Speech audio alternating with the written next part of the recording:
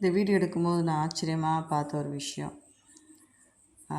கணவர் நிறைய கணவர் பார்த்திங்கன்னா ஒய்ஃப் வந்து கன்சீவாக இருந்து கூட இருக்கணும்னு ஆசைப்படுவாங்க.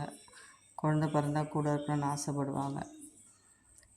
சில நல்ல கணவர்கள் கூட இருப்பாங்க. சிலவங்க வர முடியாதவங்கள தூரமாக இருந்தாலும் அந்த நினைவுகள் இருக்கும். சிலவங்க பக்கத்துலேயே இருந்து ஒய்ஃப் வந்து பார்க்காத கணவர். நீங்கள் இப்படி இருந்தீங்கன்னா இந்த வீடியோவை பாருங்கள்.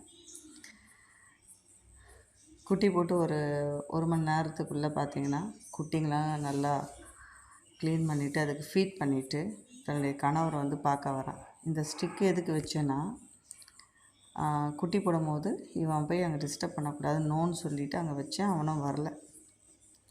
அதுக்கப்புறம் குட்டியெல்லாம் போட்டு முடிச்சது, கம்ஃபர்ட் ஜோனில் வச்சதுக்கப்புறம் அவன் வந்து அவனுடைய ஒய்ஃபோட இவ்வளோ அன்பாக விசாரிக்கிறான். பேச தான் தெரியல, வாய் பக்கம் பேச தெரியல, ஆனால் அவனுடைய அன்பை எப்படி வெளிப்படுத்துகிறான் பாருங்கள்.